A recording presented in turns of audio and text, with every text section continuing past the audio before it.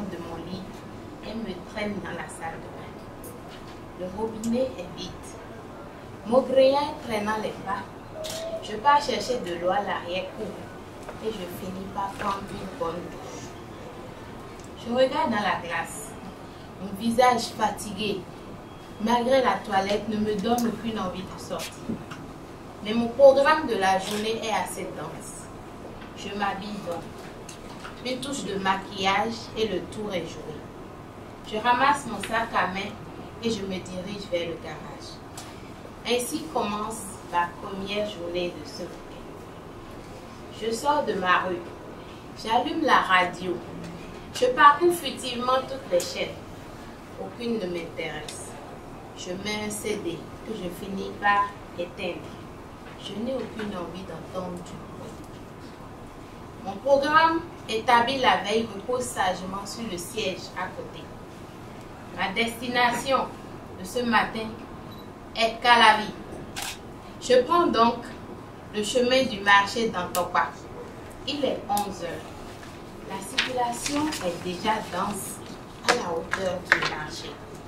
Les émigrants apparaissent comme des mouches. Je roule doucement, au risque de les cogner. Soudain, je freine brusquement. Un émigrant vient de renverser une femme qui essayait de traverser la voie. Le véhicule à l'arrière me cogne, tellement l'arrêt est brusque et imprévu. Une foule s'attroupe à l'endroit instantanément. La circulation est bloquée. Quelques minutes après, nous sommes sauvés par le cortège présidentiel.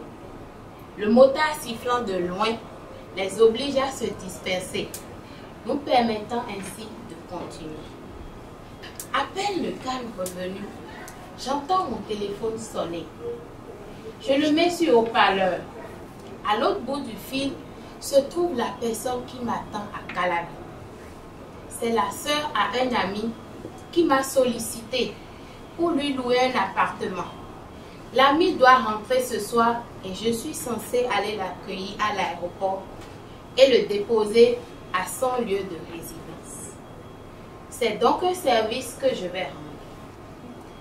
En décrochant, le temps de dire bonjour, je reçois comme des gifles en pleine figure, des cris et des remontrances. Je raccroche pour réfléchir à quoi lui dire. Finalement, je décide de continuer ma route sans me prendre la tête. Arrivant à hauteur de Ménotin, le feu est à l'orange.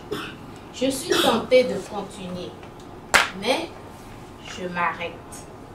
Après 75 interminables secondes, le vert s'allume. Je démarre. Soudain, un nouveau émigrant qui apparaît. Je freine de toutes mes forces. Le véhicule s'immobilise à 5 cm de la moto. Le pauvre, les yeux embués de larmes, se confond en excuses. Il venait de brûler le feu rouge venant de la droite.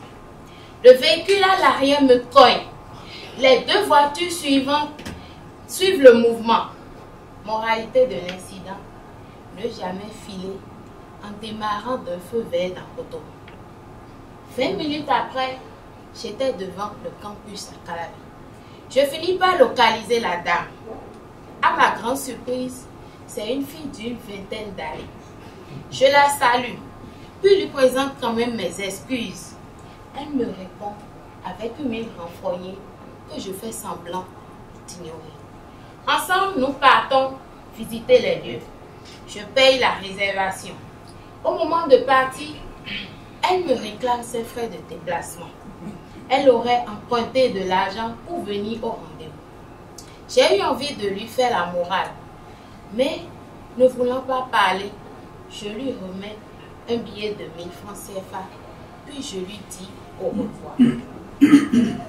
Il est 15 heures. Un bruit dans mon ventre me rappelle que je n'ai pas mangé depuis hier. Le retour sur Cotonou est plutôt calme. Un convoi de véhicules gros porteurs longe la voie. Il faut tantôt rouler doucement, tantôt effectuer des dépassements. Et ça me détend de rouler lentement. Certains camionneurs, n'ayant pas de clignotant, agitent parfois un bout de tissu pour indiquer la direction dans laquelle ils s'orientent. La scène m'a ébaudi et j'ai souri pour la première fois aujourd'hui. Arrivé à Cotonou, je prends mon déjeuner et continue mes courses. À 21h, j'arrive à l'aéroport. Mon voyageur ne met pas longtemps à sortir. Nous reprenons le chemin de Calavi. À 23h, nous sommes à son hôtel. Sa petite soeur de ce matin l'y attendait. À leur manière de se saluer, je comprends qu'elle n'est pas sa soeur, mais plutôt sa copine. Au moment de me raccompagner, il me murmure: Lily, en fait, c'est une fille que j'ai connue l'année dernière. C'est juste pour me défouler, mais je voudrais que tu m'aides à lui trouver un boulot. Et je souris, de ces sourires qui en disent long. Sans mot dire, je lui fais la bise et je mets le cap sur Cotonou. Il sonne minuit lorsque je mets les pieds chez moi. Je prends une bonne douche. Je me sers un verre de vin rouge pour me détendre. Puis je monte me coucher.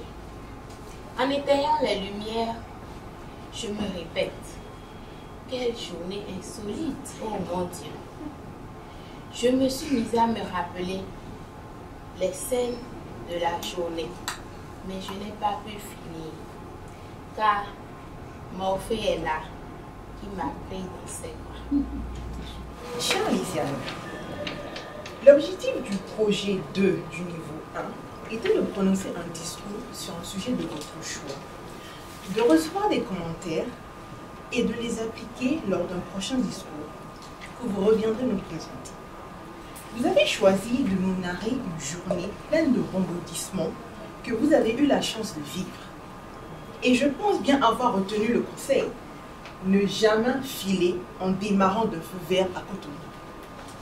Lisiane, laissez-moi vous dire que j'ai trouvé que vous avez excellé dans la délivrance de votre discours avec une structure claire et facile à suivre, en partant du moment où vous ouvriez les yeux à celui où vous les refermiez, passant par le descriptif des différents périples qui se sont succédés. Une belle chronologie relatée avec calme. J'ai aimé le choix des mots, ils étaient justes et compréhensibles. J'ai aimé votre contact visuel, circulaire. J'ai ressenti que vous reviviez ces journées avec nous de nouveau, vous souriez par moments. J'ai apprécié votre clarté vocale, elle était facile à intégrer. J'ai par contre trouvé que ce qui vous avait fait un peu défaut était notamment le léger manque de gestuelle à certains instants clés de votre discours. J'aurais aimé qu'au moment de la moralité, vous la prononciez avec un peu plus d'insistance et d'entrain, afin de nous faire prendre encore plus conscience. J'aurais trouvé intéressant également d'imiter la petite mine de cette jeune copine à votre amie. J'aurais apprécié qu'au moment de l'explication du léger carambolage, vous fassiez usage d'une vitesse d'élocution afin de nous faire réaliser encore plus la rapidité de l'action. Somme toute, j'ai trouvé que votre discours était bien structuré, compréhensible et intéressant. J'ai noté que vous avez fait preuve d'une belle aisance et d'une réelle connexion avec votre auditoire. Pour la prochaine fois, je souhaiterais que vous reveniez avec un prochain discours auquel vous aurez intégré ces conseils, une gestuelle et une variété vocale. Lisiane, vous nous avez écouté.